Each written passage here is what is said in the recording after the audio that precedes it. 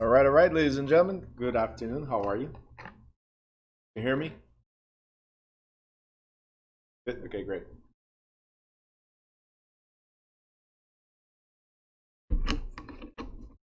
All right. So Fabiola is asking, how was the virtual test? The virtual test sucked. Okay, so I have to give you a heads up on the process. Um, I mean, I did get a pass, at least that.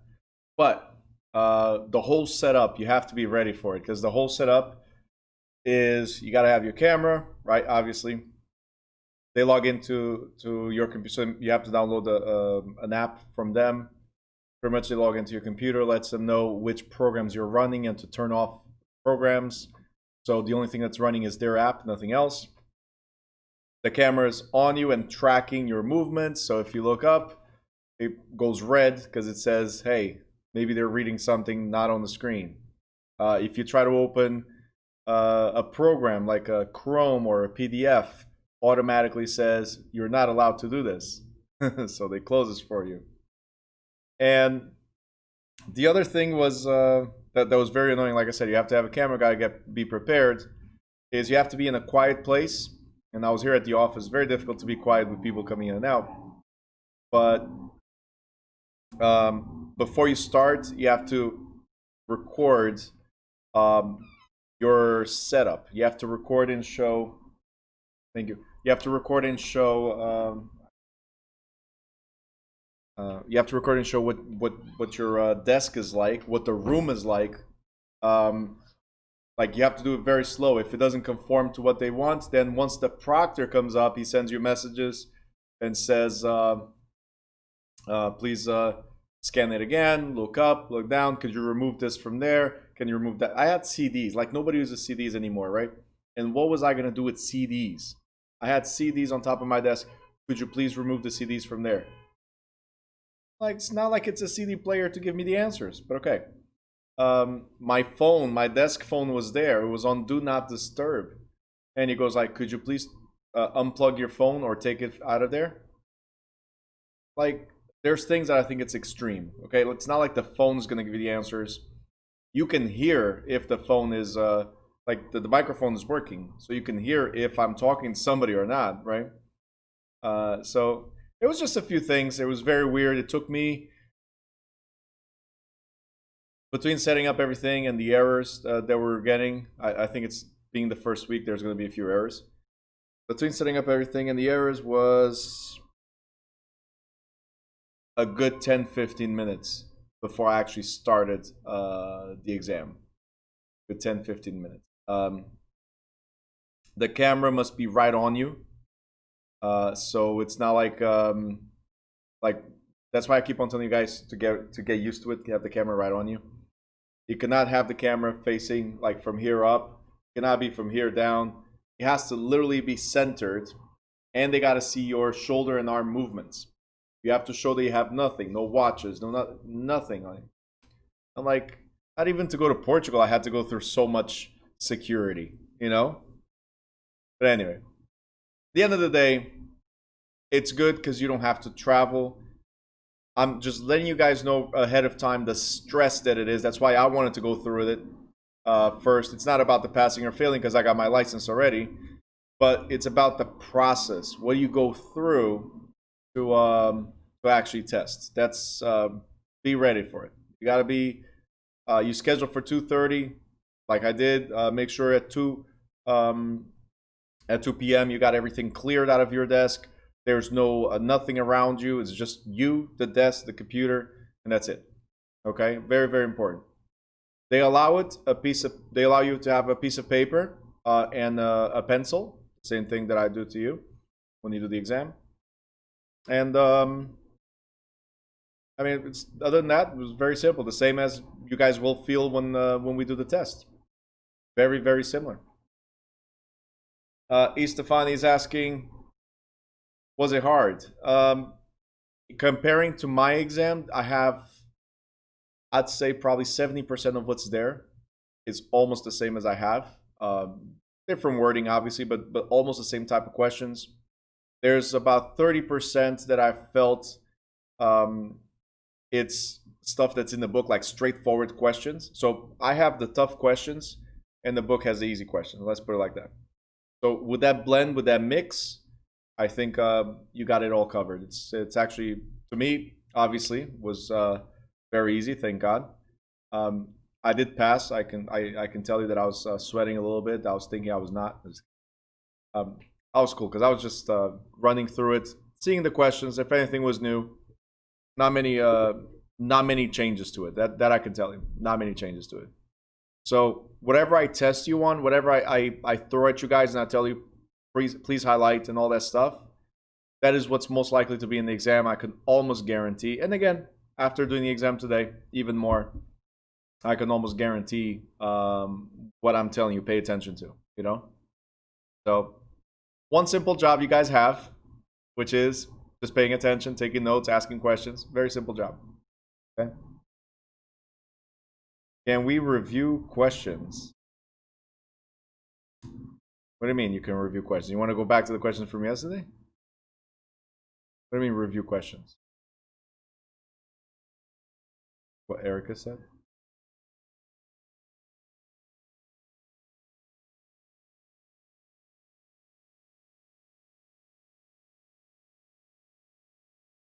The questions I had in the afternoon. Oh, that's the other cool thing. The program they have, like I said, doesn't allow you to pop up anything. So you cannot record, you cannot screenshot, you cannot copy, like the copy and paste function. Everything is disabled on your on that app.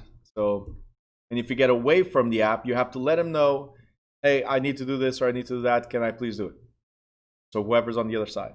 Yep.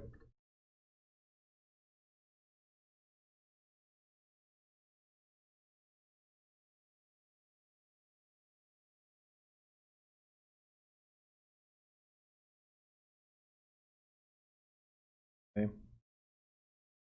All right. So Bianca is asking. No, our school exam doesn't use the proctor. I'm the proctor. So Pedro and I, we are the proctors for your exam. So we have two big screens. I stay here, he stays in his office, and we see what everybody's doing. So there's two sets of eyes looking at you guys, and there's no walking around and all that stuff and people distracted. Make sure if I see people during the exam, I see people coming in and out of the room, just like the state exam, you will get an alert. If it happens again, they'll close down your exam and you have to pay to take it again. All right, so the same scenario. Okay.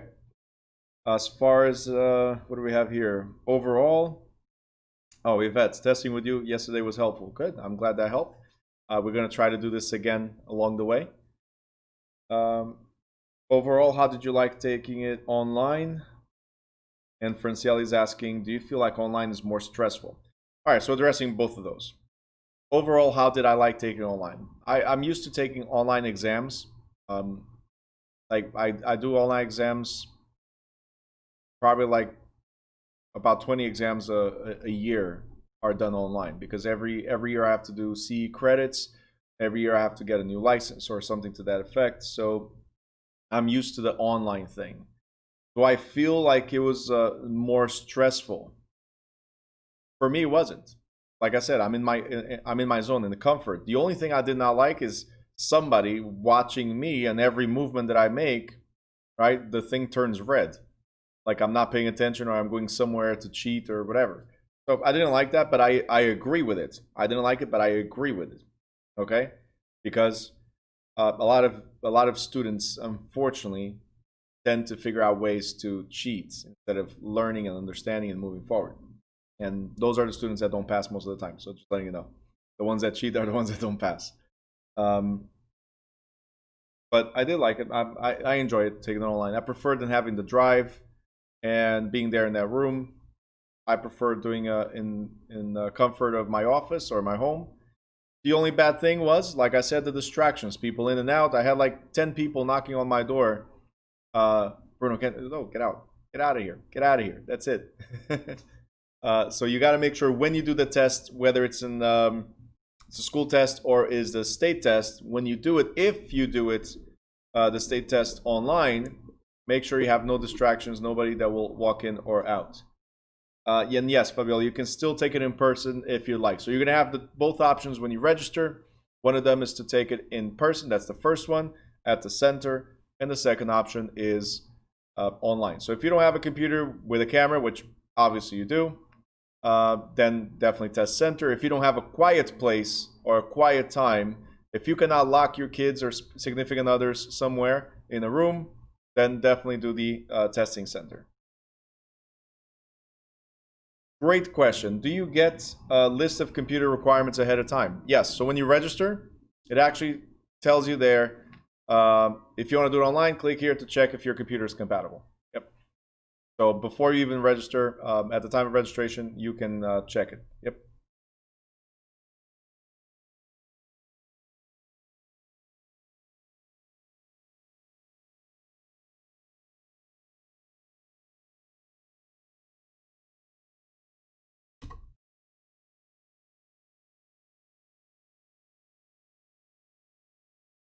Okay. All right. Do they allow us to use the calculator? Nope. Lucas, nope. They don't allow you to use a calculator. What they do is they what do you call it? The computer itself. Well, why did I see Lucas? Really, Nirka, you have to change your name. So I looked here. I didn't look at the face, and now I'm looking for Lucas. I haven't had a Lucas in like 3 seasons. So, do they allow us to have a calculator? No, the computer program has 2 calculators there for you. You can choose one or the other. All right, so everything is there. And not even the keyboard works for the calculator. So you have to literally go with the mouse, press 1, 2, 0, 0 times, all that stuff with the mouse. So if you're like me, that you like to just do it like that real quick, not gonna happen.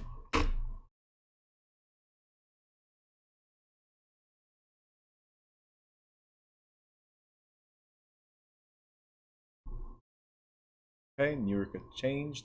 You can ask the question again so it registers your name. I'm just kidding. All right, let's see. Hey, Chris. I don't see you. Okay, there you are. Did you see the message that I sent you another book? Okay, you're letting that beard grow, man. And the hair. What are you trying to be, Jesus? All right, listen.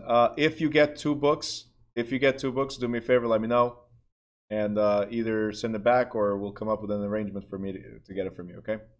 Right?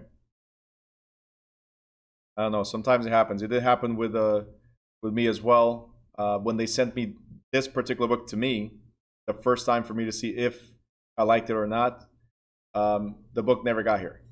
Never. So I got the PDF version and I went working with it and I printed the whole book so I could study the book. I never got the book. So USPS is becoming very unreliable. Hey Brian, what's up? All right, we got Brian on YouTube. If there's anybody on YouTube, let me know you're there, just like Brian did, and I can address you guys as we go if you ask questions, okay?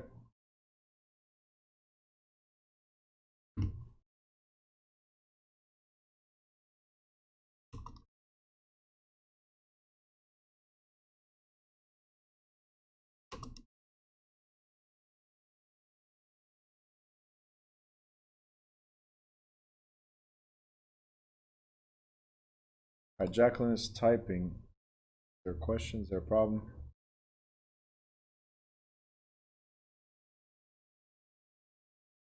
Oh, and Vanessa, I like your setup over there. Nice. Got to glance at the video before you deleted it. I'm glad there was nothing else.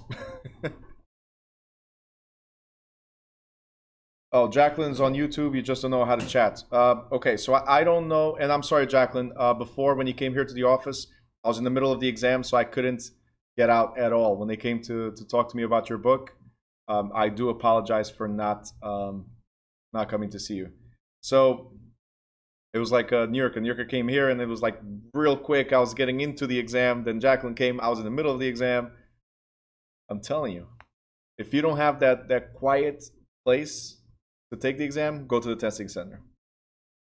So Jacqueline, there should be an option on YouTube. Click on the video itself. I don't remember right now how it is. And I'm sorry guys for delaying. These are some of the stuff are great questions to go over. Let me go here into the live stream. And I have it on the right hand side.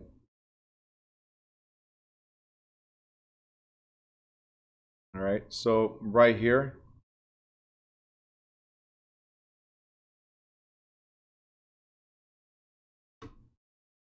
You guys see it, Jacqueline? I don't know if you're seeing it or not. If you are on the computer, it should pop up right on this side. If you are mobile, it doesn't change to me.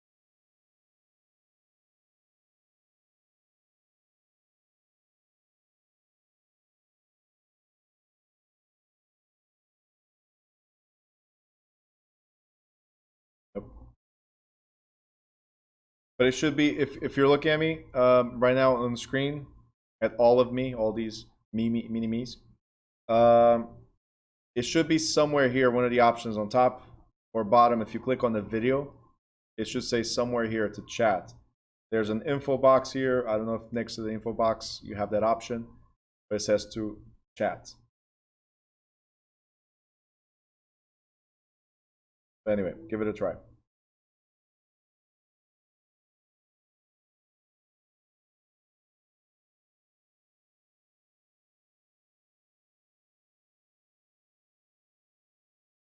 No, I see you chatting here on WhatsApp. I don't see you chatting on YouTube. So I don't want you guys to be texting in the middle of the class, texting whatever's on the. You should be.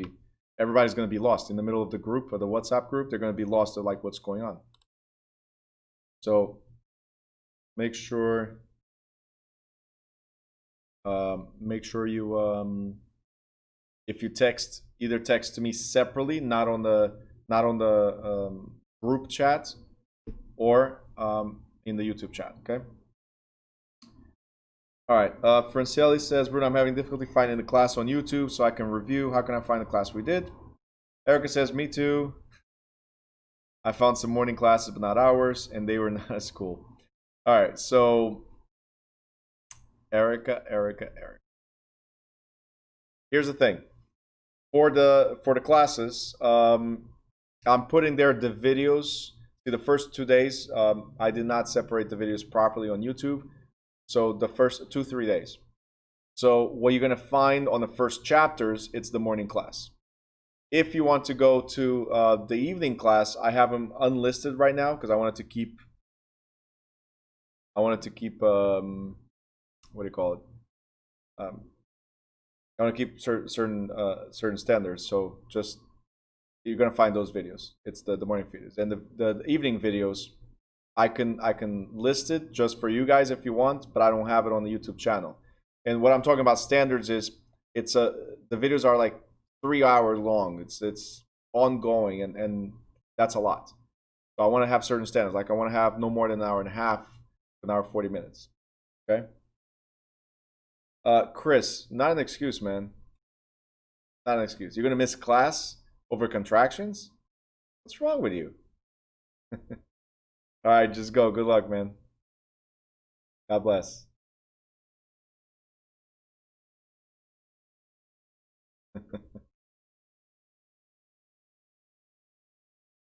Fraction.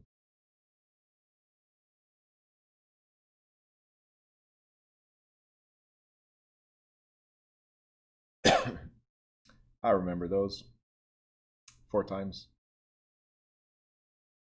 Anyway, where were we? Okay, so back to this. Yeah,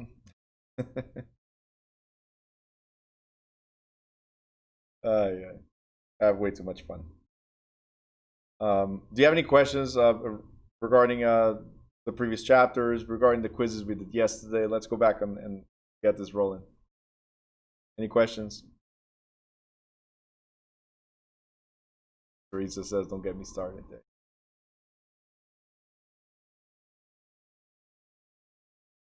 Anybody? Did you guys review your notes, like what the results were? Did you review that? Did you see where you were failing? What questions you might have had? Right? There's a reason why I keep on asking if you have questions, and I think you guys know what the reason is. It's because the further in we go with these chapters, the more complicated it might get. So if you're not clear right now on certain things, it starts becoming overwhelming, especially when we get to financing. When we start talking about mortgages, when we start talking about different types of loans, mortgage structures. So just want to make sure that I check with you every step of the way and that we are on point.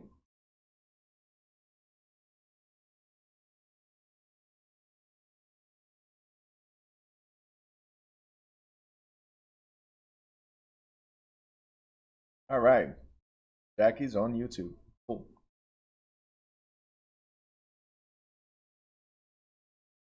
All right, so let's go. Since there's no question. Oh, there you go. Erica, you don't know the rules? Put a question mark. Question mark to it. You should. Anyway, so Homestead. Think about Homestead family home. There's more to it, but think about immediately like family home. So think about marital residence, husband and wife, the families there, and that's why we have some homestead rebates. We have homestead credits sometimes for being your primary residence, because investment properties, you can get some tax benefits because they're investments. So you have losses. If it's a primary residence, then you might not be able to deduct things on your taxes except for homestead rebates that might be available to you. All right. So homestead, just for now, just think on being the family home residence. All right. I'll show you a better definition later on, but for now, just go with that. Anybody else? Because she put here 7 question marks. She only asked 1 question, so I assume that there's 6 of you that have questions, or she has 6 questions.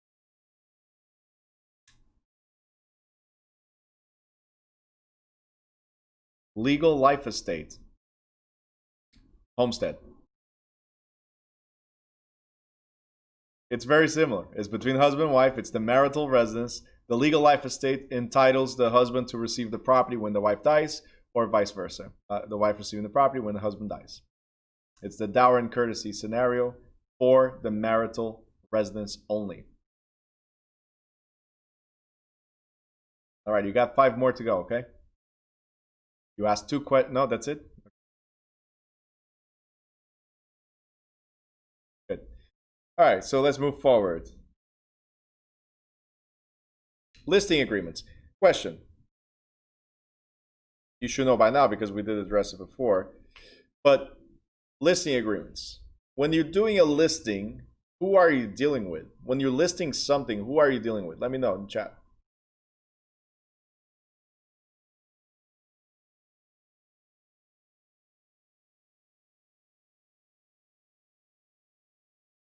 And Stephanie M says seller. Seller listing. The broker lists, but we're dealing with that was the question. Who are we dealing with? With the seller. All right. Very good. Very good. So if we're listing something, we're listing the seller's home or property. Okay.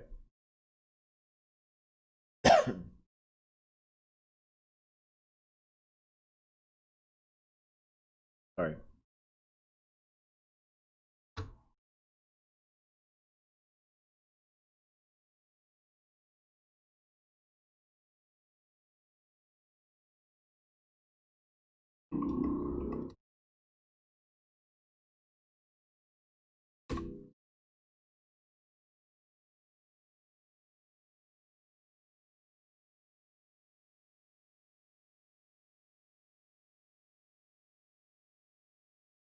All right. So we have lease foundations. This is, I think we talked about this the other day, long time ago. You guys remember when we talked about agency law and contract law? Does anybody remember? It was a long time ago. Anybody? Stephanie M is smiling. All right, the other ones are like a little confused. So, we talked about it yesterday. Agency law, national agency. It was a long time ago, right? We talked about the seller's agent, buyer's agent. We talked about the disclosal agent. We talked about transaction broker, sub-agency, right? It was yesterday, right? And the contract law was the day before, but okay. Just an overview of contracts. It wasn't much in detail. Where we talked about assignments. Some people asked about novation and stuff. Right? All right, so these are the legal foundations, because a listing agreement is what? A contract. A listing agreement is a type of contract. It's a contract between, or agreement between, the seller and the broker, right? And puts the broker in business, meaning representing somebody taking action. It is a legally enforceable real estate agency agreement sorry, between the real estate broker and the client.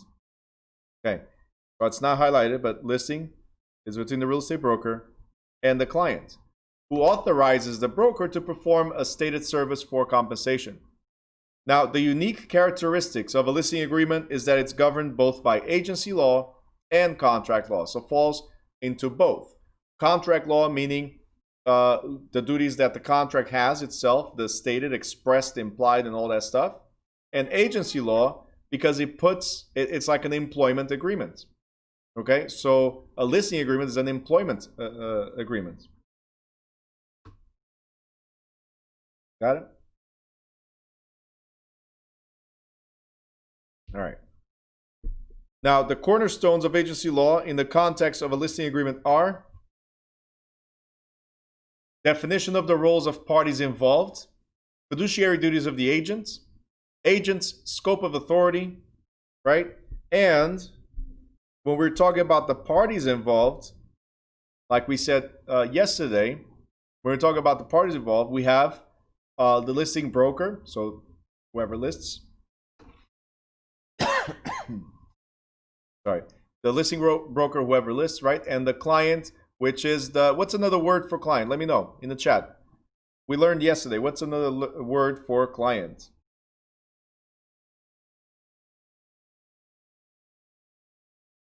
Word, Muslima. Word, one word. What's another word? And yes, Elena wrote principal. Just make sure you switch the way you wrote it, because it's principal. A-L. All right? Okay, so principal of something is different than being the principal, the one you owe specific duties of. And again, guys, don't, everybody went after that. Don't feel bad. It has nothing to do with that. It's just that when you're reading a question, if it says principal, right, P-L-E, right, it's one thing. If it says principal, P-A-L, it's another thing when you're reading the question. That's the only reason why I'm asking you to pay attention right now. Again, I'm not an English teacher, and you'd be screwed with me if I was your English teacher. My English as a second language as well, so no. Actually, third language, so definitely not. All right, so what it says here is that the client may be the buyer, the seller, the landlord, or tenant in the proposed transaction. Legally, the broker is the client's agent, right? The principal party on the other side of the transaction is a customer or a potential customer. So this is a summary of what we said yesterday, and they're called a prospect. A broker or salesperson who assists the listing broker in finding a customer is an agent of the listing broker or a subagent of the client. And a broker who represents the party on the other side of the transaction is an agent of that party, not an agent of the listing broker, unless there's a dual agency arrangement. So again, this whole thing here is a summary of what we said yesterday. Who represents who or doesn't represent. Fiduciary duties. We talked about them yesterday. Care, obedience, accounting, loyalty, and disclosure. Tell me you remember these things. Care, obedience, accounting, loyalty, and disclosure. Good. So these are your fiduciary duties or obligations to your client. We do not have fiduciary duties to the customer, only to the client. Remember that? Good. Cold, that's right, cold. All right, scope of authority. The listing agreement. Sorry, guys. Today is one of those days I'm going to have to sit down. So, listing agreement is the document that tells you what you're going to do for the client, right? So it has this also states the scope of authority. What does that mean? The scope of authority is what you're entitled to do. So because it's an employment agreement, it says what your duties are. Now, special agency limits the scope of a broker's authority to specific activities, generally those which generate customers and catalyze a transaction. A special agency agreement usually does not authorize the broker to obligate the client to a contract as a principal party. Meaning, hold on, don't write anything until you understand this. Meaning, yesterday we did say that as a special agent, we don't have power of attorney. So what we sign can never be legally binding, and that's why we don't sign offers on behalf of the seller or on behalf of the buyer. So offer or counter offer. We don't sign, they do, or their power of attorney. Does that make sense? We don't bind the client to any contract. Our actions are non-committal. So whatever we do, we bring a buyer. Does the seller have to accept that buyer? No. They have to review the offer and either accept or reject the offer. Right? So we don't bind anybody to a contract unless the agreement expressly grants such authorization, as it says here. Okay? Or as I was saying, the client granted power of attorney for the broker. All right?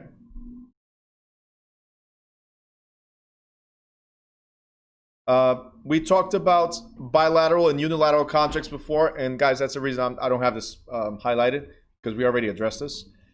But bilateral, lateral means side. We have unilateral as one-sided agreement, bilateral, two-sided agreement, right?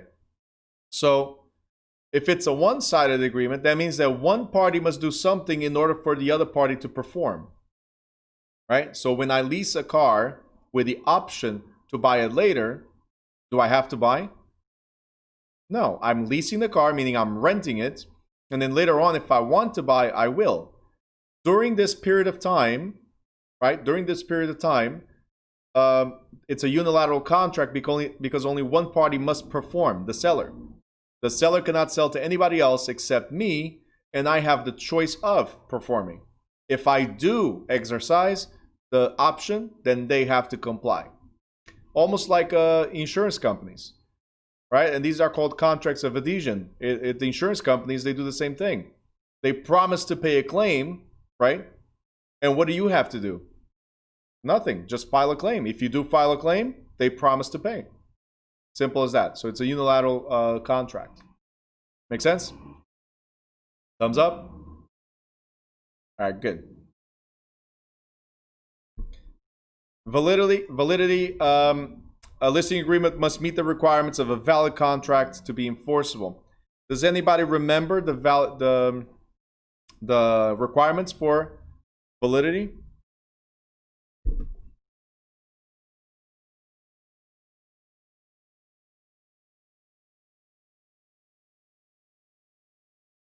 Yvette just wrote sane. Jackie says, being that it's not in green, do I have to take notes on it? Jackie, is just the only reason why it's not in green is because we already covered it in the previous chapter. So agency yesterday, and before that we had contracts. It's highlighted there. So I'm just doing a quick review of what we covered in those chapters right here in this book, in this chapter, before we move forward. So should you take notes? I think at any point you should take notes. If you feel it's something you don't remember, or if you feel something that's important as I'm explaining, then take notes, always. Okay? So, sane and 18, so that means competent party, correct? Adult, so a legal adult and of sound mind.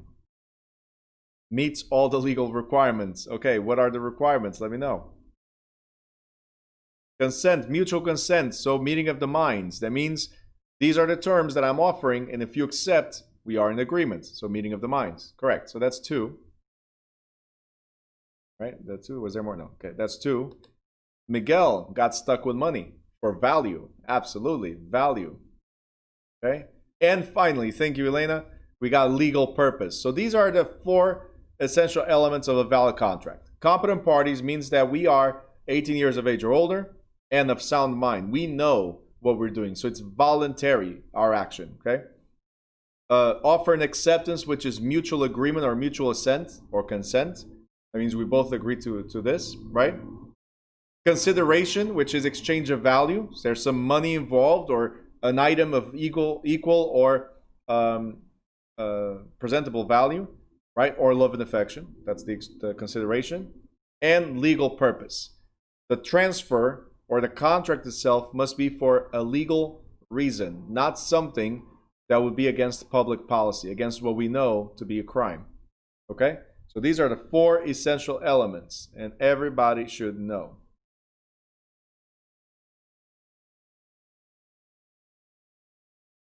Okay?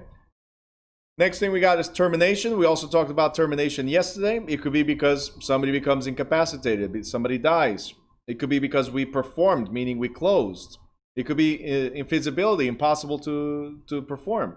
Abandonment, rescission, revocation, and so on. So there's different reasons why we can terminate a listing. The legal form, it says a valid listing may be oral or written. Oral or written. So state laws actually determine whether it's oral, written, or if it has to be one or the other, or both, it's fine. Okay? So many states consider that only a written listing is enforceable, particularly in exclusive right to sell listings. We'll talk about it later. In practice, a broker should go to every listing, get every listing in writing and make sure that it clearly states what the broker is authorized to do and how the broker will be paid. So the listing must state exactly what my job is, what my performance is going to be, and if I find a buyer, what your performance is going to be, Mr. Seller or Mrs. Seller, which is to compensate me for my actions. Okay? The problem with oral listings, right, is that even if they are enforceable, and we're talking about real estate, so you could have an oral agreement, but for transfer of real estate, it becomes very difficult to get paid. How can you prove that you had authorization to show the house, to bring buyers, to prepare contracts? How can you prove? It was a verbal agreement. So it becomes very difficult if you're trying to secure your commission, right? So an oral listing, even if enforceable, limits the broker's ability to remedy problems. A contested oral listing must be supported by considerable evidence and to be enforced. A broker may not be able to sue the principal for damages incurred under an oral lease. And if the client dies, the broker may not be able to obtain compensation for a successfully performed oral listing. So, can you list something? And Robin is asking, why would somebody agree to oral listing? Yes. Great question, as I was going to ask right now. Can you list something based on a verbal agreement? All right. Can you? The answer is yes. Most states allow you to initiate or engage with a verbal agreement, but then they limit you on the amount of days you have to put it in writing. So, in example, the state of New Jersey, you have 5 days to put that listing in writing. Okay? Can we be at a cafe and we're just enjoying? I'm enjoying my ginger tea and you're enjoying your whatever it is they prefer, right? We're there. We're there enjoying, we're talking, and all of a sudden, Robin, you tell me, Bruno, I was thinking about selling my house. I'm like, great. Like, we're friends. We're sitting down and we've been friends for years, and I've been to your house, you've been to my house, you know my family, I know your family. So I know by heart the corners of your house. So if I tell you, Robin, that your property is worth, let's say $300,000, and don't get offended if it doesn't, it's just for an example. But if I tell you that your property is worth $300,000, almost fell. I'm alive. I'm good. So if I tell you the property is worth $300,000 and you say, wow, that's a good number. That's a great number. Let's list the property. Well, why not list it now? Nowadays, everything's done on your phone. Or you should carry your laptop or have the forms with you, which is even better, right? So you can get it signed right there and then. But if you don't have them with you because you're at a casual cafe or gathering, right? Go on your phone, list the property. The problem still remains. If I don't get to your house with the forms, or if you don't come to my office with the forms, by the time that somebody puts an offer, Robin, we're best friends. But when money comes to play, right? When money comes to play, I don't know you and you don't know me. You're like, Bruno, what are you talking about? This listing, I got it. I got the buyer. It wasn't you. It wasn't your listing. It wasn't your efforts. We don't even have anything in writing. No problem. We're best friends. Like, come on. I helped you. I put it on the market. And I don't know you. You understand what I'm saying? If there's nothing that clearly stipulates how much I'm going to get paid and what for how long the listing exists and what my duties are, then no, it might not be enforceable. That's the thing. Miguel says, can I use soda? Oh, I don't know. It could be a different term because yesterday we talked about Coke. I don't know. People figure out different ways to call things. Can use soda if it's what for the client to sign. Most it's not valid. I'll tell you have to follow an e-sign platform that's approved by the Real Estate Commission, by the states. So usually you'll have DocuSign, we have e-sign. Those are the most common. If soda PDF is one of the approved ones, go ahead. But most of the programs that you're going to use, guys, most of the programs go into a platform, to a CRM, customer relationship management program that has been approved already to work with MLSs. So they draft all the forms from there and send to your clients, right? Now, the one that we're using now, that's going to be live on October 1st, so almost there. The one that we're switching to, yeah, they can sign. It actually pulls up a signature just the signature portion for the client, so they can sign right there and then.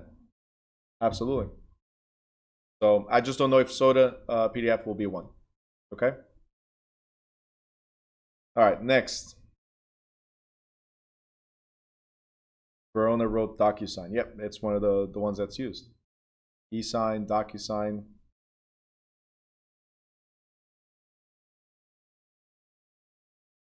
All right. Jackie left. She'll come back tomorrow. Yeah. If you jump right in the middle and you're not ready, it can become overwhelming. She's going to, I guess, study the other chapters and then come back. All right. Any questions? We already talked about this. An express listing, verbal or written, manifestly authorizes the broker to pursue certain activities like finding buyers. Clients and agents may also create an implied agency listing based on substantive actions rather than the expressed agreement, right? So depending on what you do or what you say, you're now an agent for that party, even though it's not in writing.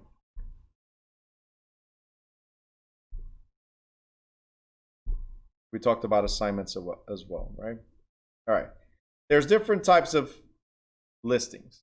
Different types of listings. So different types of way that you can advertise the property to other brokers. Okay. There's the exclusive right to sell, and I'm going to zoom in. I want to keep them separate. Right here. So there's this one, exclusive right to sell. Now, in exclusive right to sell or lease, the name already says everything. Exclusive right to sell. That means that nobody but me can list your property. Nobody but me can work this deal. Can people go around and put an offer directly to the seller? Sure. But because I have an exclusive right to sell, I get paid no matter what. So, Mr. or Mrs. Seller, by all means, find buyers. I appreciate it. I don't have to do anything, and I still get paid. All right, now I'm going to show you, I'm being like a little arrogant here, but I'm going to show you how this is actually the best for the client in a little bit. Okay. The next one is exclusive agency. Now, what you need to understand about these two is the word exclusive. If it's exclusive, that means that nobody else is marketing this property. Nobody else is listing this property. So if I find a buyer, I get paid, right? If the another agent, let's say David works for Weichert, and I'm sorry if that's not what where you're gonna go work, it's just an example. But if David works for Weichert, I say this because I had one student once. I'm like, no, never. Like, it's just an example. Like, I got married, I killed people. They're back. You know, it's just an example. Don't get offended. So David, you work for Weichert, okay? So David brings me a buyer. You're gonna bring me Verona, and Verona puts an offer, which my client says, oh, that's a good offer. Great. I get paid in any of these. Okay? Because I'm the exclusive agency. I'm the only one that can list. If you guys bypass me and go to the seller, either way, I get paid. Difference between these two. If the seller finds a buyer through his or her own efforts, meaning it did not come from another agent, it was more like a for sale by owner type of scenario. If the seller finds a buyer in an exclusive right to sell, I still get paid no matter what. In an exclusive agency, I do not get paid. Okay? So the seller has the right in an exclusive agency. The seller has the right to sell the property as if it was a for sale by owner. Okay? And that's a hybrid between exclusive right to sell and open listing. Because open listing is, I go knock on Weichert's door and say, hey, David, if you know anybody who wants my property, let me know. Right? I go to Stephanie M and I say, hey, Stephanie from Remax, if you have a buyer, let me know. Right? I go to Erica and you're with Keller Williams. If you find a buyer, let me know. Right? So there's no exclusivity with the open listing, right? I'm just knocking on doors, and whoever brings me a buyer gets paid. If nobody brings me a buyer, nobody gets paid. Simple as that, right? If I bring a buyer, I don't have to pay anybody either. So in these two, very important.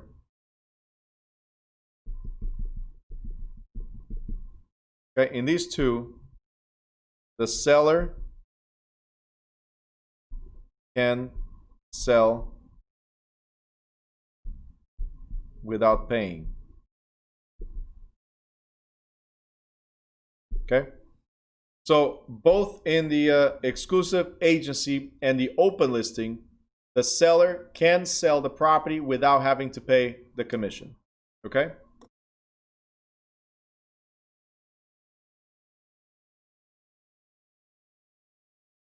Oh, Miguel, you wish. Miguel just asked, when a client hires a broker, is there a cash up front for services or they pay only after closing? My man, you get paid at closing. Yep, that's it. So for the next 2 or 3 months, you're going to work for free.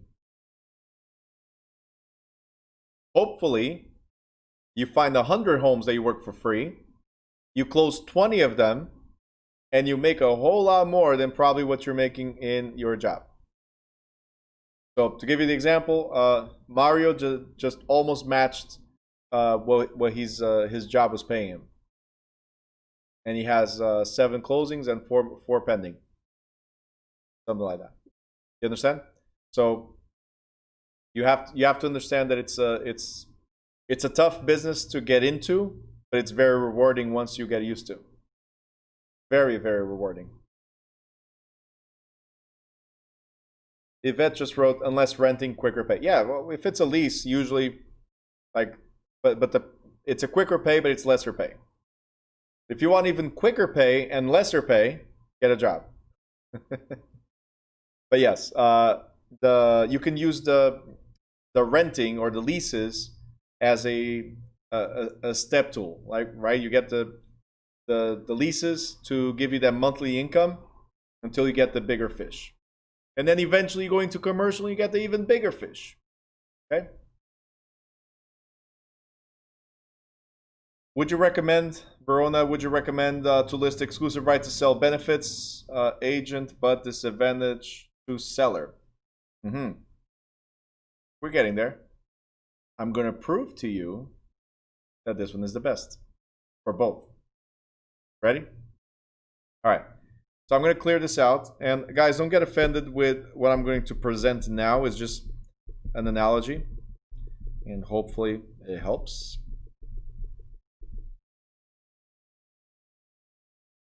Okay.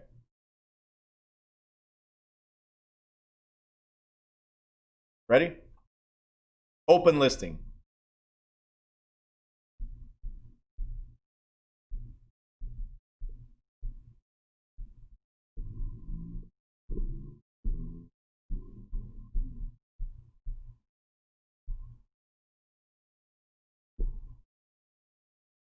Not sure if you guys understand my handwriting. But open listing is open relationship, no commitment. You know why? Because like I said, we're knocking on several doors. We go to Wyker, we go to Remax, we go to Center 21. Hey, if you have a buyer, let me know. If you don't, I'm going to go to the next door. Like, there's no commitment. We're just trying out and see who gives the best service. Okay? So open listing is like an open relationship. There's no commitment whatsoever.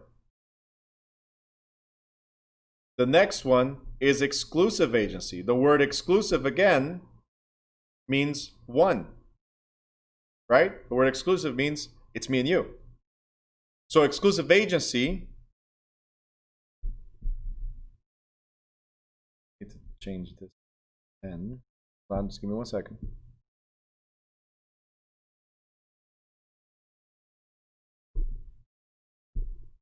So exclusive agency means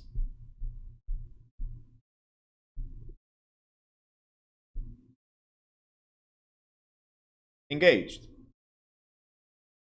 Think about it.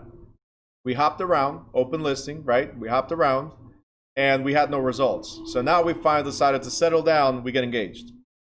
Right? So we go for exclusive, okay? It didn't work out with having Wykers, Keller Williams, and so on. So Remax, would you, Stephanie M, right? Remax, would you list the property, please? I don't want to list with anybody else. Please make sure you can help me with this. So we're engaged. Now the question is, when you're engaged, are you fully committed? Mealy, why are you shaking your head, Mealy? I didn't even explain. She's like, nope, no. Engaged? Fiance? Nope. We can still do some. That's it. All right, so Mealy, here's the thing. When you're engaged, what I meant full commitment is because we're still not married. Are we gonna buy when we're engaged? Are we gonna buy the house we're gonna live in? Probably, but is it likely? A lot of people back in the day, especially, you would not move in until you actually got married, right? So you wouldn't get together until you got married because not fully committed yet. And she actually wrote nope in big bold letters. Okay, there you go. YouTubers, check this out. If you're engaged, you're not committed, says Millie. Next, so my point here was, can you back out? All the way to the altar, right? Or whatever marriage you celebrate, right? Or how you celebrate, but all the way to the altar, till the moment, till the actual date, can we back out? Can we say, yeah, it's been a great ride, but yeah, not moving forward? Could it be that? Right? We have Elena and Jeffrey going at it. You guys are arguing? I didn't even see that. Behave. I'm getting there, Robin. I'm getting there. So we're still on the exclusive agency, but we're still engaged, right? My point is, you can still back out. So this is where I was explaining to you guys that in exclusive agency, I'm going to use one listing agent only, or brokerage, which is Remax. Now, Stephanie, here's the thing. I've known Erica for a while. So I'm talking to Erica and Osmani, to her husband, and we're talking, and all of a sudden I talk about my property that I put for sale. If Erica says, well, Bruno, I would buy your house, right? The moment she says that, do I have to bring her to you, Stephanie? No. In an exclusive agency, I can sell as a seller, I can sell through my own efforts, as if it was a for sale by owner. I do not owe you any commission if I conduct the sale. Okay? In an exclusive right to sell, though, it's a little different. In exclusive right to sell, we are now married. We are married. So no matter what, Stephanie, I owe you money. No matter what, we are together in this. If I find the buyer through my own efforts, I'm the seller. If I find through my own efforts, in an exclusive right to sell, we are married. I have to pay you what is due. In exclusive agency, it's written in the agreement. If you find a buyer, you get paid. If Weichert, Century 21, whatever, find a buyer, it's through you, you get paid. If I find a buyer, you don't get paid. All right, so that's why I said it's the hybrid between open listing and exclusive right to sell. It's like the in between. So think about it. Open relationship, engage, marriage. That's the levels that we go in terms of agency agreements. All right, which now brings me to the next question. Which one of these do you think it's the best for the client? Which one of these do you think is the best for your clients?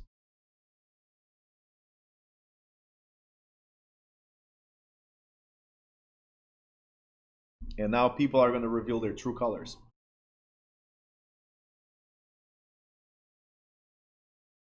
What we got? Is it open listing, exclusive, or exclusive right to sell? Which one of these is the best for the client? Not for you, for the client.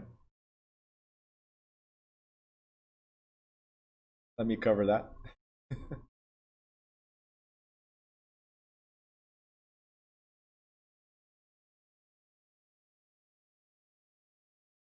All right, let's see the answers we got here.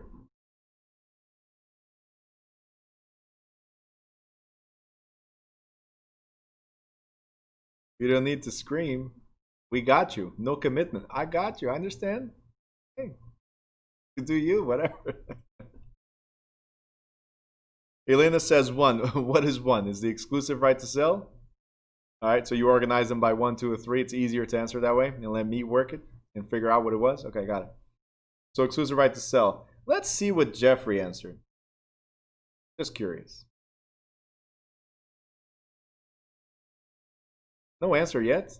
Jeffrey, come on. Which one is best? Is it the open listing, exclusive agency, or exclusive right to sell? About to get him in trouble. Go ahead. Exclusive, which one? There's 2 exclusives. Exclusive agency or exclusive right to sell?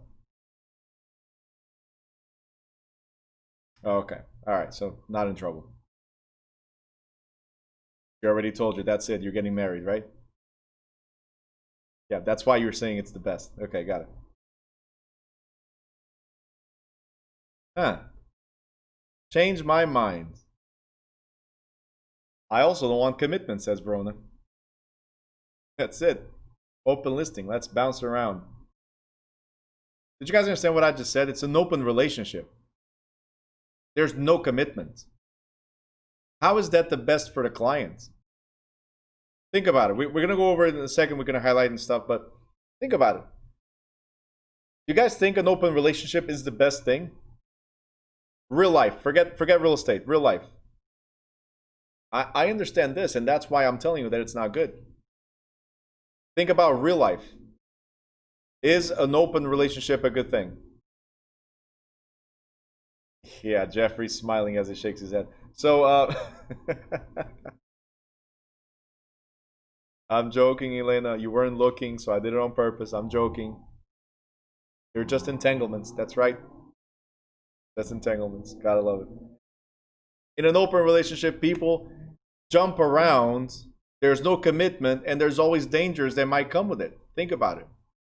How is that the best for the client? Because the client is free to do whatever, right? The client can sell on his own. All right. Here's the other thing about it. In an open listing, it doesn't go on the MLS, so that means that I have to use as an agent now. Forget the seller. As an agent, I have to use my own money, right? Not that in listings you don't, but it's different. My own money to advertise on Craigslist, to advertise on Facebook, to advertise on Instagram, to advertise newspapers, flyers. If there's no commitment, if you're bouncing around to different agents, would I as an agent put that money in? Would you as an agent put money or anything, any effort into something that has no commitment? Would you? No. All right. So that's why open relationship or open listing traditionally is not the best. You need some type of commitment. And now you're going for exclusive agency. Let me ask you. No dates. Oh, you're done. So let me ask you right here. Exclusive agency. Why exclusive agency? We're just engaged. We're still not married. Why exclusive agency? Here's what's going to happen with exclusive agency. I'm going to tell you right now. You want to get into an exclusive agency with me? Sure. Mr. or Mrs. Seller, this is what I'm going to do. I'm going to put it on the MLS. It's going to broadcast by itself to thousands of agents. But I'm not going to put money into Facebook, Craigslist, Instagram. I'm not going to bring a drone tour guy. I'm not going to do a virtual tour. I'm not going to pay for anything. Because again, we're just engaged. At any time, you can back off. And what happens to the money that I put in? So you still don't have a full commitment in an exclusive agency. If you want the best of me, if you really want the best of me, let's get married. You understand? That's what it is. If you really want, if you want a full commitment, full-blown commitment, I'm going to do everything for you. I'm going to make sure that your house gets sold. I'm going to put so much money into it that it's going to broadcast to everybody in a matter of seconds. Every realtor in the area is going to know their house is for sale, as an example. You see what I'm saying? Fully committed.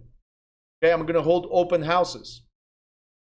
Right? I'm going to make sure all your neighbors know that you're selling, and if they have a family member that wants to move into the neighborhood, they'll move in.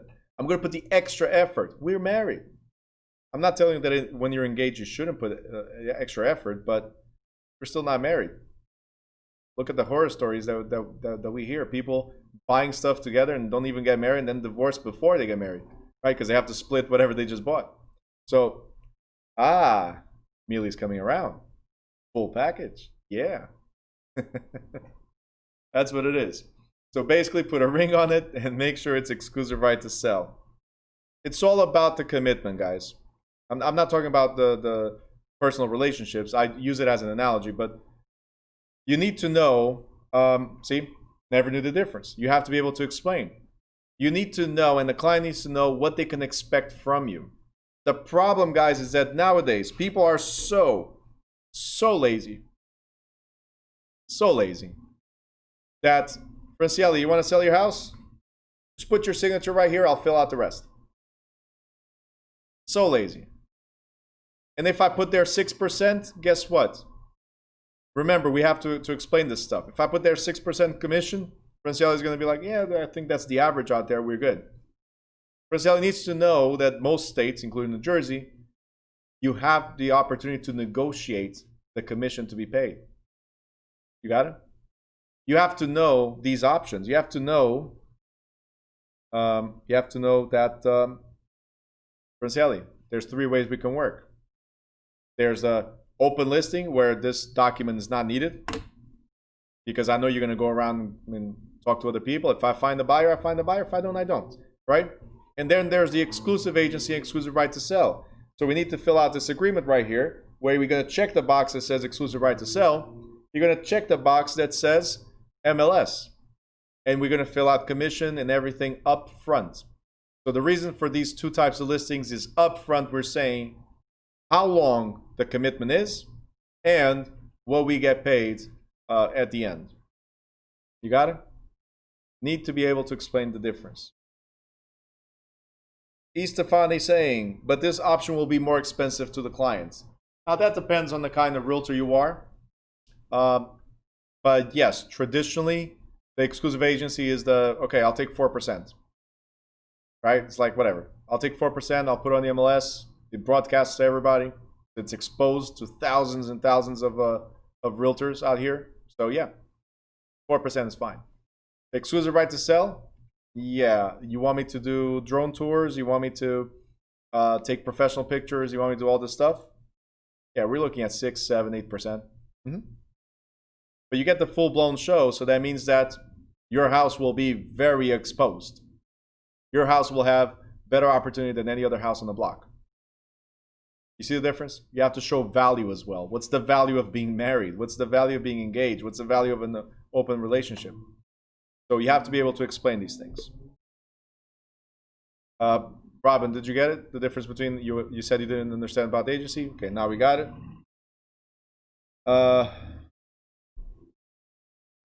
Net listing.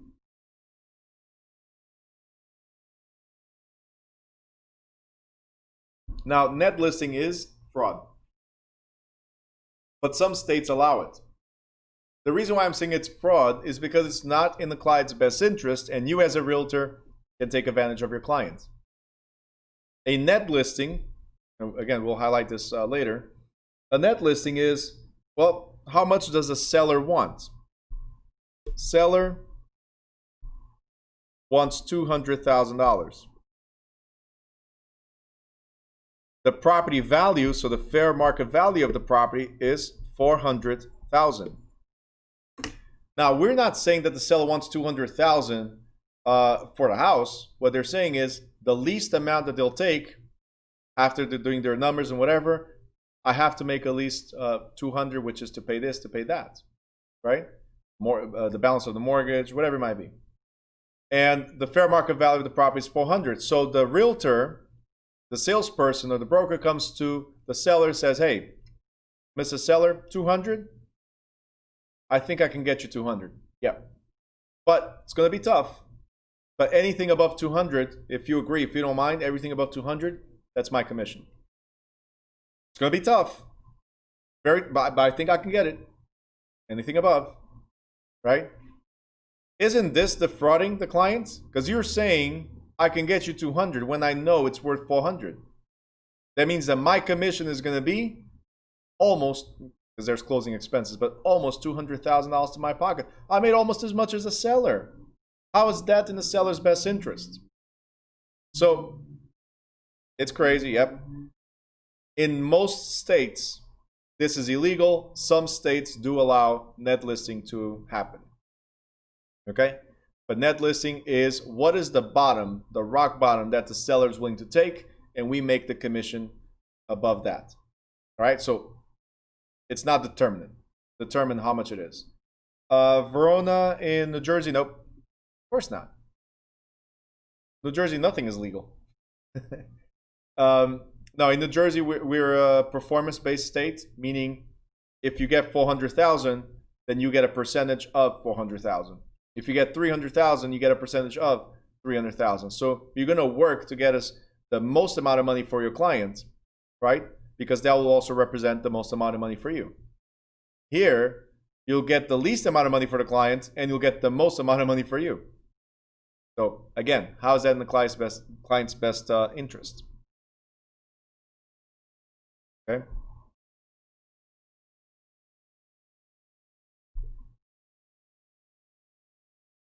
And the other ones I'll talk about later.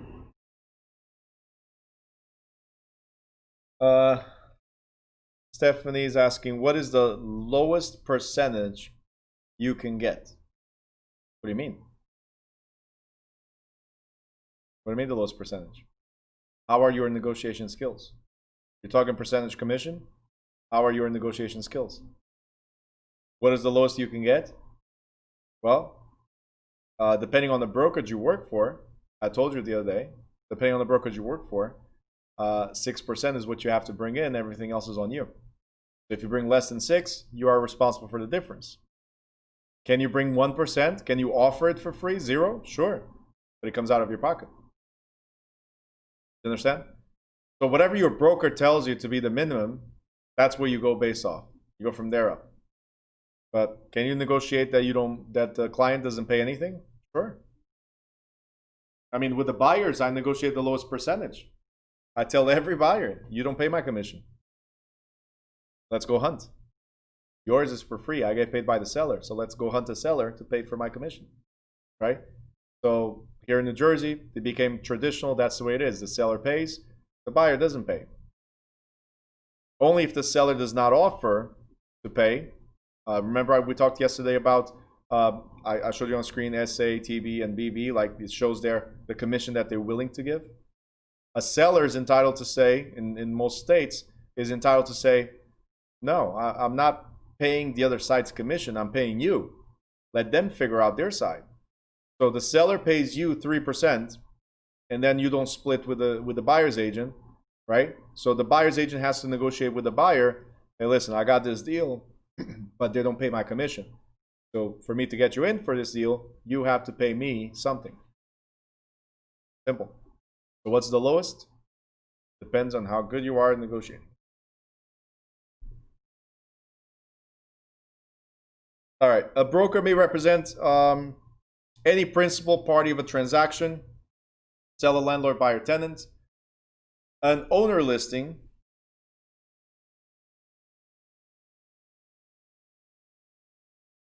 sorry, I got a TV showing up over there. That's a TV right there. 1 second.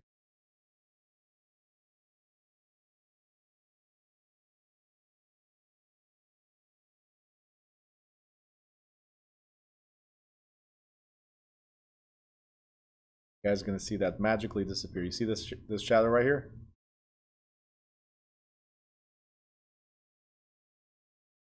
I needed to have Erica here for the production, but she never shows up. There you go. And poof, magic.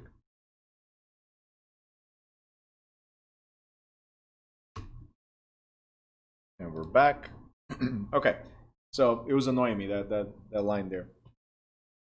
So there's three main types of owner listing agreements. We have the exclusive right to sell, exclusive agency, open listing, as we said. Another type of listing, which is rarely used today and illegal in many states, is the net listing. The first three differ in their statement of conditions under which broker will be paid, and the net listing is a variation of how much the broker will be paid. Now, buyer agency or tenant representation agreement authorizes a broker to represent the buyer or tenant. So it's like an exclusive buyer's agreement or exclusive tenant agreement.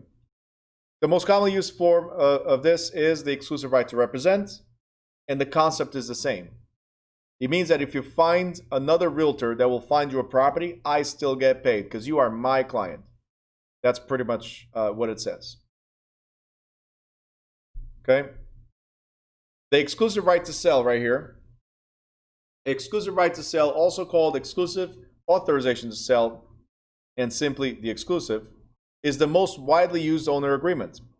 Under the terms of this listing, a seller contracts exclusively with a single broker to procure a buyer or effect a sale transaction. If a buyer is procured during the listing period, the broker is entitled to a commission regardless of who is the procuring cause. Okay? So I have it in green, regardless of who's the procuring cause. So it doesn't matter who brought the buyer, the broker is entitled to a commission.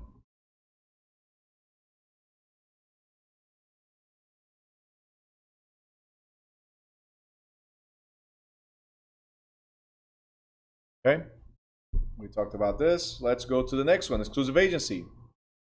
As I was saying before, if the owner, right, sells the property without the broker's assistance, then no commission is owed. This is an exclusive agency. No commission is owed.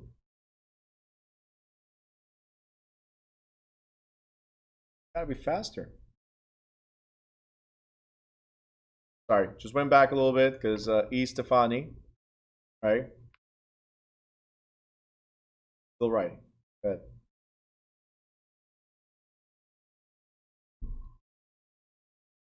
Anyway.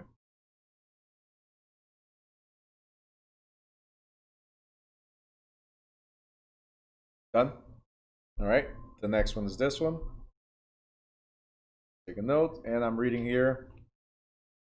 Josue wrote, if a seller tells a buyer to wait for the listing to expire to save money, does the agent still get paid? That's the question. That question got me on the exam. Ready? Guys, we need to go back again, just one more time.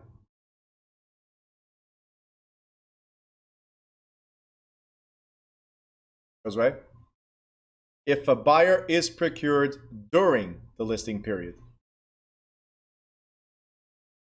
the broker is entitled to a commission regardless who was the procuring cause. What does this mean for what you're saying? You're asking, because it was a question, right? Apparently, you're asking if the seller tells the buyer, hey, just wait a little bit because the listing is about to expire. This way I don't have to pay commission and I can lower the price for you, right? That buyer is the agent's buyer no matter what. Because if it's an exclusive right to sell, very important, if it's an exclusive right to sell, because during the listing period, everybody that comes see the property comes through my listing, through my advertisement. Does that make sense? So it doesn't matter if you close after the listing. It was the client that I obtained through my efforts. I am the procuring cause. You got it? An exclusive right to sell during the listing period, doesn't matter who brings, I am the procuring cause. Okay? If it's an exclusive agency, now it's a little different. We need to figure out who brought the buyer. If it was during the listing, but that buyer came to the listing through the agent, right? Then again, agent gets paid no matter what. If that buyer showed up, so there's two scenarios. I have a listing going, right, with Stephanie, I said before, and then I was talking to Erica at a cafe. Erica and her husband were talking, and Erica didn't even know that the property was for sale. Erica doesn't even know Stephanie. You see what I'm saying? There's no relation. So it was me and Erica and Osmani say, hey, listen, we want to buy your property. Are you guys understanding this? So because there's no relationship to Stephanie, the listing agent, right, then that buyer does not belong to the listing agent. And that's where it starts becoming tricky. If you take me to court or if I take you to court for compensation, is how did this relationship happen, right? If it was an exclusive right to sell, it doesn't matter where you know Erica from, Bruno. It doesn't matter where you know her from. Stephanie's owed a commission because you found that buyer during the listing agreement. Okay? If it's exclusive agency, sorry, Stephanie, right? And if it's an open listing, sorry, Stephanie. You got it? So, Josue, it depends on what the question is asking. If it says exclusive right to sell, then during the listing period, it belongs to the agent. If it's exclusive agency, now we have to see a little bit more about the question. Okay? Bruno says, if the listing expires for both, can you repeat what happens? Oh, what I was saying is, it's not if it expires for both, it's who brought the buyer. In an exclusive right to sell, if a buyer went to knock on that door to see the property within the listing period, then that's the realtor's buyer. Okay? In an exclusive agency, during the listing period, there's two options. It's either the seller brings a buyer or I bring a buyer. If I bring a buyer during the listing period, I get paid. If Weichert brings a buyer during the listing period, I get paid. If the seller, by its own merit, brings a buyer, I don't get paid. And this doesn't matter if listing expire or not. We're talking about somebody that saw the property during the effective listing. You got it? That's the question that that Jose was asking, was if the seller tells the buyer, hey, just listing is about to expire. It's about to. If it's about to, then it's still in effect. If it's still in effect, then somebody's owed commission, depending on exclusive right sell or exclusive agency. Okay? How can you prove it was during? Well, tough. But if you have clear and convincing evidence that it was, you make money. I'll give you an example. My dad had a few years back. He brought a buyer. He's the one that brought a buyer to a restaurant in Elizabeth. Okay, and yes, my dad's a realtor. So he brought a buyer to a restaurant in Elizabeth, and they did not buy at the time. But listing expired, and 1 year after listing expired, my dad found out that they had just closed the deal. So the buyer that he introduced while it was his listing, right, and the seller that he had listed the property, they came to an agreement years later, almost 2 years later in total. Guess what? Because the procuring cause 2 years ago was my dad, like finding, as a realtor, finding a buyer and introducing the buyer to the seller, right, during the listing period. 2 years later, he was able to sue for commission. He didn't get full commission, but he got paid for the effort. You guys understand? If it's during the listing period, let's look at the terms. Who brought it is important in an exclusive agency. In an exclusive right to sell, it does not matter who brought the buyer. It belongs to the listing agent commission, no matter what. Yeah, Muslima. Exclusive right to sell. Yep. How can you prove? Okay. You can still collect. I just explained that. Yep. The listing period is the introduction. Yep. So if we have an open house, let's assume, Josue, thank you for your question. It's taking like half an hour, but let's go to Josue's question again. Let's assume that I held an open house, right? And the buyer, like my listing is for 6 months, and the buyer passed in front of the open house, but that day, the buyer was not able to go see the property. So later on, he shows up at the property, knocks on the door. Who was the procuring cause? Did the buyer know that it was for sale without that open house and all the balloons and the signs? The buyer know? No. It was through the balloons, the open house, and all that stuff that he got to see the property. So now it becomes, again, it starts getting tricky. It starts getting trickier, actually. When we go sue for commission, then it's like, well, they passed in front of it, but they weren't introduced to the property, were they? You see what I'm saying? And then it's the argument, well, what caused the buyer to see it? So, you don't have to apologize. I was joking. Josue was just apologizing and sorry to disturb and all that stuff. But I'm glad you understood. But I'm joking about the whole interruption. Don't worry. Again, you are protected. You are protected by that. You are protected by your listing agreement. That period of time, the property is yours to manage, and anything that happens to the property must be with your acknowledgement. Just think about it that way, okay? Is this why agents ask you sign at open house? Ooh, all right, let's address this real quick.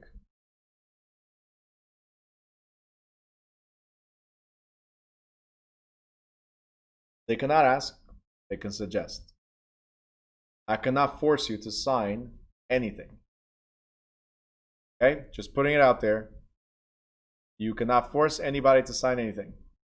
It must be their free voluntary act. They're not your lead because you want them to be. They're your lead or prospect because they chose to be.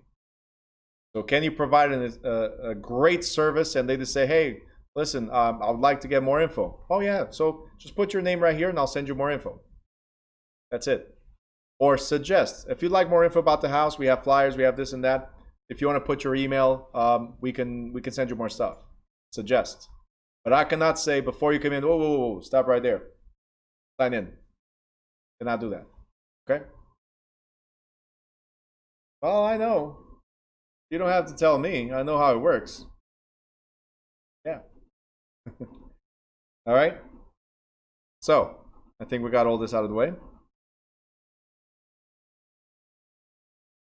Shame on you, Yvette.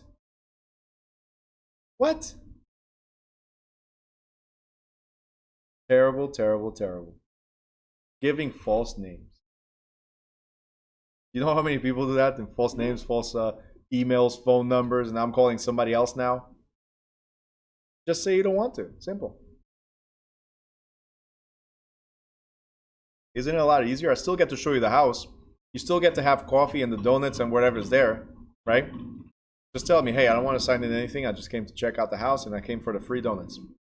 Just be honest. That's it. You were hungry. You saw open house. Walked in. Nothing wrong with that. Okay? All right. Open listing. Like I said, it sucks. Open listing.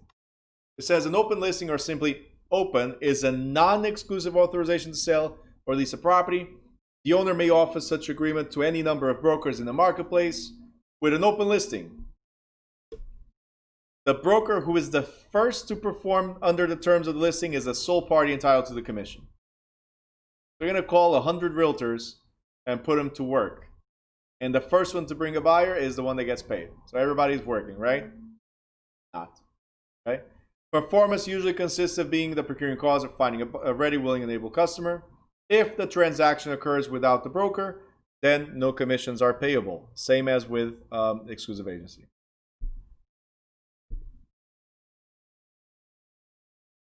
Net listing.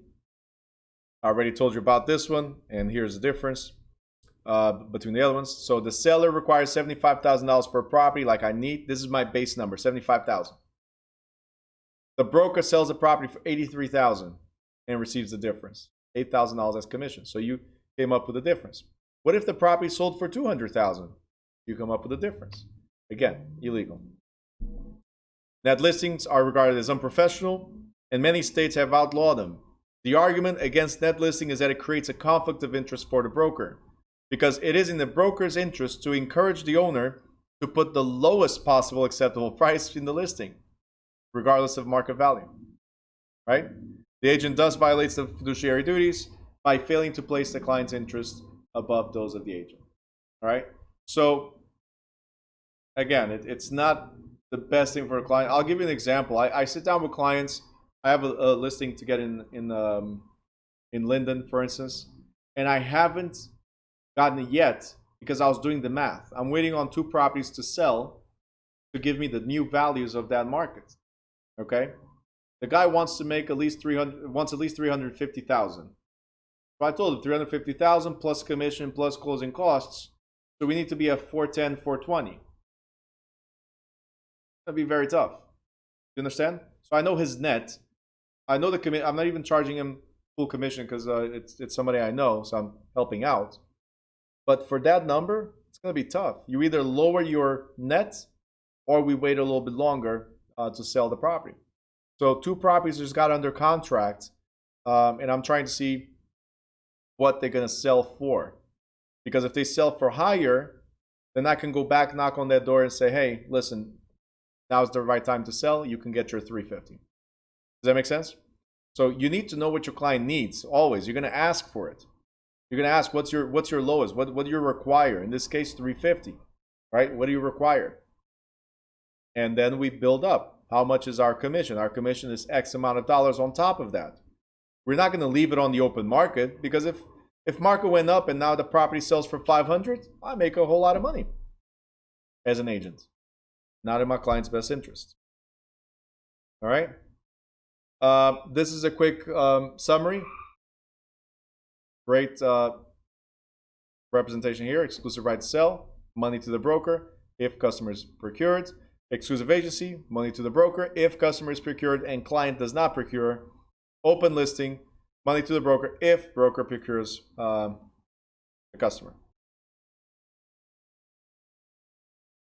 Miguel, yeah, in my case, for this particular listing, I'm actively waiting for comps. If it was here in the Newark area, it's Linden, so there's not as many sales as here. If it was in the Newark area, I wouldn't even need to blink. And the only reason why I'm doing Linden is because, again, somebody I know, and Bruno has to be you, and whatever, I'll do it. But otherwise, I'll stick to Newark. That's my market. That's what I'm sticking to. Here, I would know, like the back of my hand, that's how much this property is worth right now. You got it? In Linden, because it's a iffy market compared to this, right? I needed to see what's around to get a better value. I told him right away, the value of your house is going to be around 380, 385 max. And then this was a few months ago. These listings came in. They're closing. Let's see if the comps are higher, then his house can sell for more. Simple. So yes, actively looking for comps. What do you mean? What areas? Oh, the area in Linden. It's right by the exit on the Parkway, Raritan Road.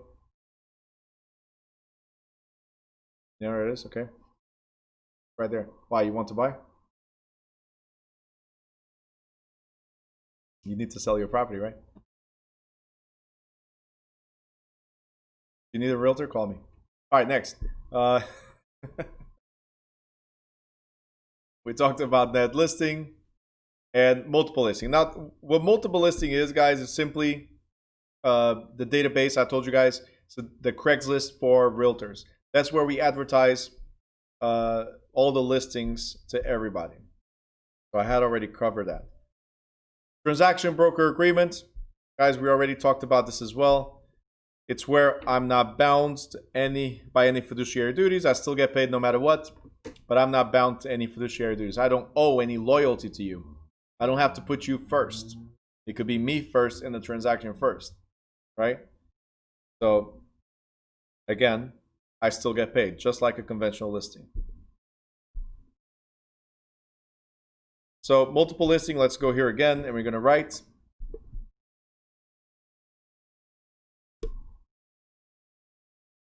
Craigslist for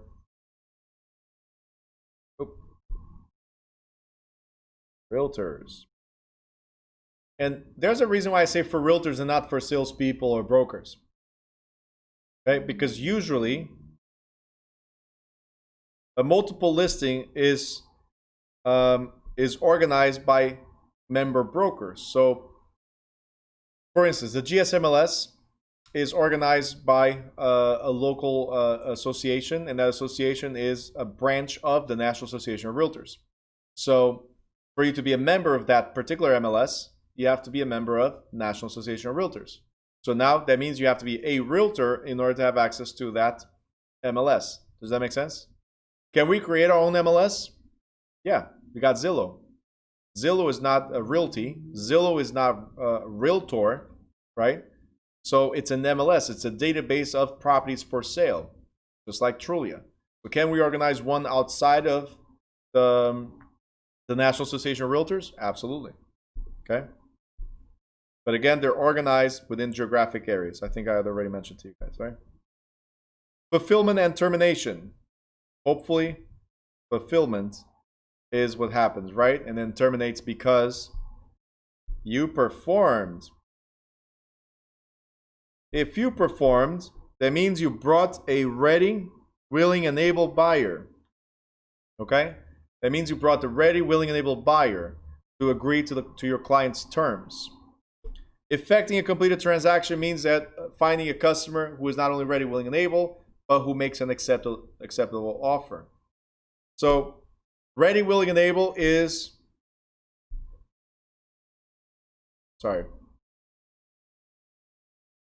amenable to the terms of the transaction. That means they're ready and willing. They agree to all these terms, and they are financially capable or able to purchase the property. Okay? So ready, willing, and able. They are ready to buy. They agree to the terms of the purchase, and they are able to buy.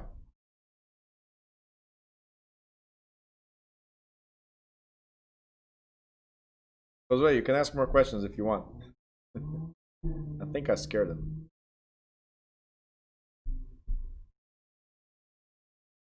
Okay, we're going to skip all this. All right, we are on page 159. The main item of performance for the client is the payment of compensation, if the agreement calls for. A broker's compensation is earned and payable when the broker has performed according to the agreement. The amount and structure of compensation, potential disputes over who has earned the compensation, and the client's liability for multiple commissions are other matters than the listing agreement should address. Now,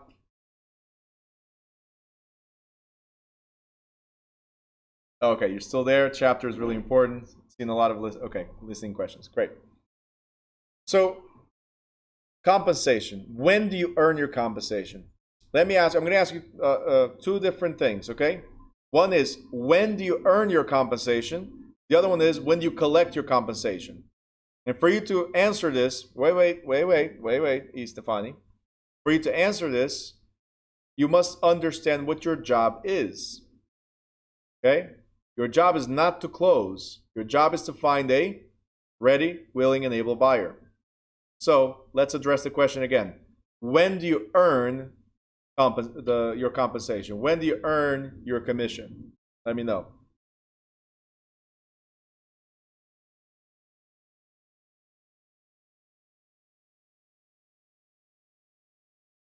I saw your question, Miguel. I'll address it.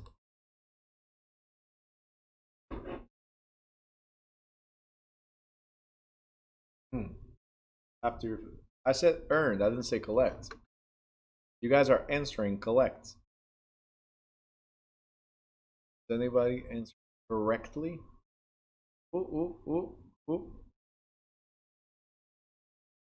There, let's see if anybody else did. No. All right. So I'll address your nope, Bianca, nope. I'll address Miguel's in a second because it's going to flow with this one. When do you earn your commission? It's not when you get a buyer and a seller. Remember this. If you represent the seller, then you earn your commission when you find a buyer that's ready, willing, and able. You've earned it. Okay? If you represent the buyer, then you earn your commission when you introduce them to the seller and they agree to the terms, put an offer. Ready, willing, and able. Right? Your job is to matchmake. We are Match.com in the real estate world. That's it. Our job is to match them. Now, what comes with the job is for you to fully earn and collect your commission, you are expected to walk them through the transaction all the way to closing, where you get to collect the monies. And you need to think about it this way. Ready? If you have a job right now, let me know in the chat how, don't let me know you have a job. Let me know in the chat, when do you earn your salary? When do you earn your salary? Based on the logic that I gave you, let's see if you guys got it. When do you earn your salary?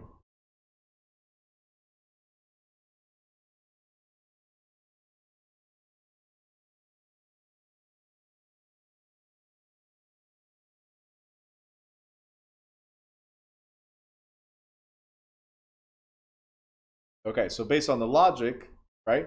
Based on the logic, yep. When you get there, every day you show up, right? So that you earn as you go. Just think about it.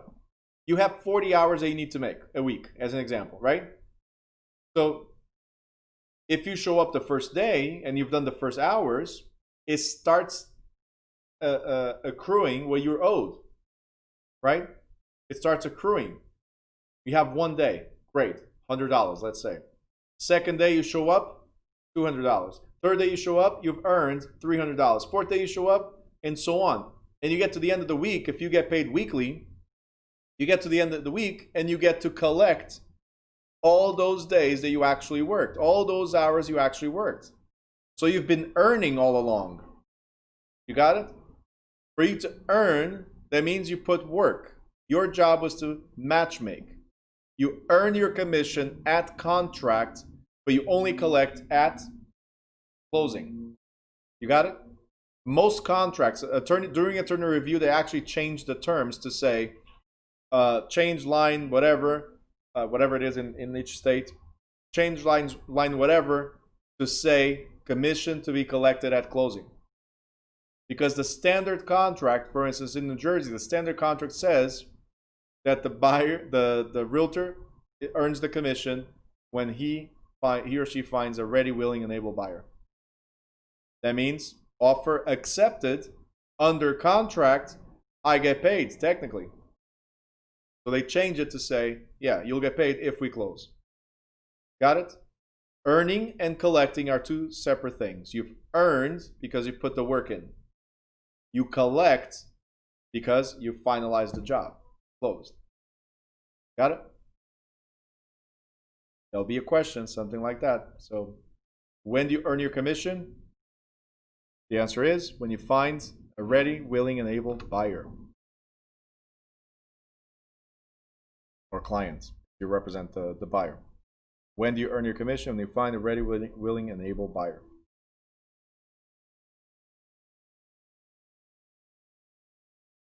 Okay, earning and collecting are two separate things. Negotiability of compensation. So it says right here, compensation may be a percentage. It could be a sale. It could be a flat fee right here, and it could be even hourly. It doesn't say here, but in some areas it could be hourly. The traditional ones are percentage or flat fee. Like I'm going to charge you $10,000. That's it. Or I'm going to charge you 6%, whatever the sale might be. Okay. Miguel, I did not forget you, but did you understand from my explanation? Your question? Okay, just want to make sure I was addressing you as well. Okay. Procuring cause. What does it mean to be the procuring cause? It's whoever first introduced the client. Usually that's how it is. So the concept that decides such disputes is that the party who was the procuring cause in finding the customer is entitled to commission or commission share. The two principal determinants of procuring cause are: one, being the first to find the customer, and two, being the one who induces the customer to complete the transaction. Sometimes this happens separately. What does that mean? I was the first to find the customer, but later on, they engage in a contract with you. So who's entitled to commission in this scenario? There's two parties, two realtors involved with the customer, with the buyer. Okay? So who was the first to find and who was the first to complete? These are the determinants of the procuring cause. So for example, broker A and broker B each have an open listing with the property owner. Broker A shows Joe the property on Monday, and broker B shows Joe the same property on Friday. And then Joe buys a property. Broker A will probably be deemed to be the procuring cause by virtue of first introducing Joe to the property. Right? Because broker A is the one that showed the house first. Technically, he or she is the one entitled to the commission. Right? But again, this is disputable because then goes into your duties. Were you negligent? Was there a reason why your buyer had to go with another broker? You understand?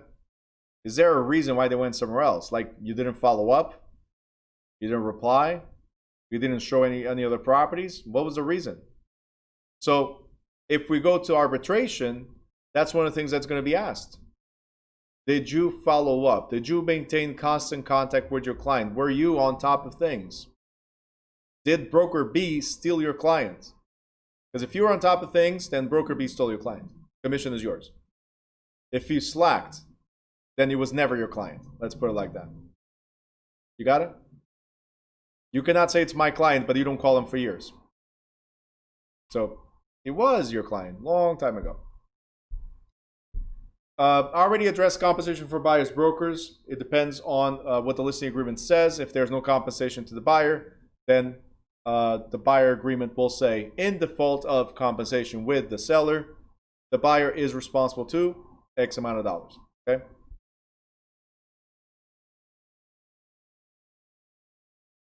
A listing may terminate on the grounds of reasons to terminate a listing.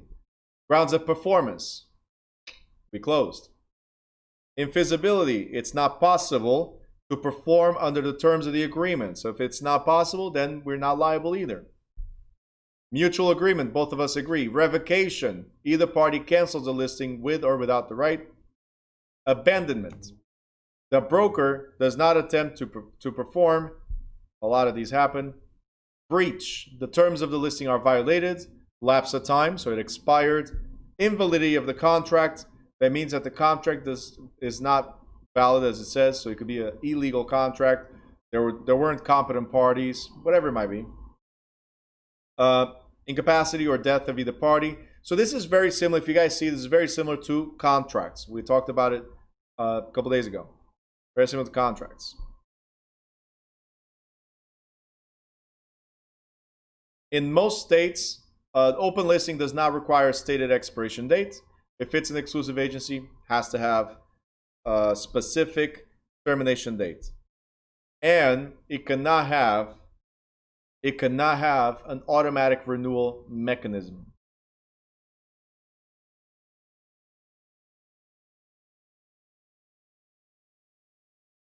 Okay.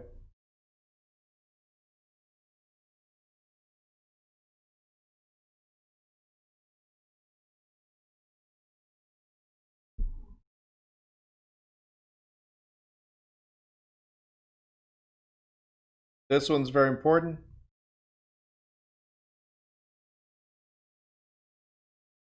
Very important right here. Revocation by the client. Where does the client go to file the amendment? To the broker. I'm going to send a notice to the broker and say, hey, you haven't done your job, so we're terminating this listing. We can terminate for cause, meaning I can go list with somebody else, or we can just temporarily or permanently withdraw from the market until the expiration period. There's two options that the seller always has. For cause, that means you didn't do your job, and I want to end it right now, and I can list with somebody tomorrow, with somebody else tomorrow. If there's no cause, you can terminate the listing still, right? But you cannot list with another agency, or you can. It's just that the commission belongs to the agency that had the listing period, as we mentioned earlier. Okay?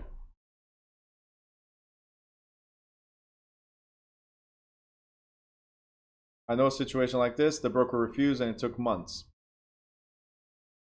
Yeah, that's why we get the real estate commission involved. Or your local, you can go to your local board first. Whoever the local board is for that realtor. Yep.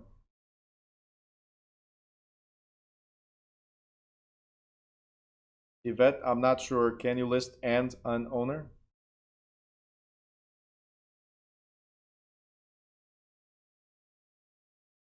Oh, can you list as an owner and sell it yourself? Is that it? Yeah, you can. You should.